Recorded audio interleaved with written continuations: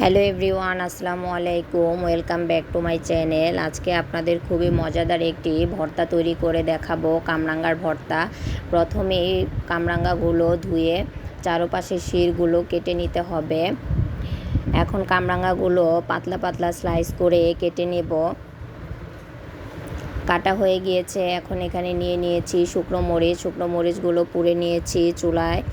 এখন দিয়ে দিচ্ছি সামান্য লবণ, দিয়ে দিচ্ছি ধনিয়া পাতা কুচি, আর সাথে দিয়ে দিচ্ছি সামান্য কাসুন্দি।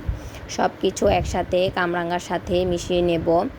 মিশিয়ে নেওয়া হয়ে গিয়েছে। এখন দিয়ে দেব সামান্য চিনিটা ভালো মতো কামরাঙ্গার সাথে মাখিয়ে নিলেই তৈরি হয়ে গেল মজাদার কামরাঙ্গার ভর্তা। আপনাদের যদি আমার আজকের এই কামরাঙ্গার ভর্তার রেসিপিটি ভালো লেগে থাকে অবশ্যই চ্যানেলটা সাবস্ক্রাইব করবেন। সবাই ভালো থাকবেন, সুস্থ থাকবেন। আল্লাহ হাফেজ।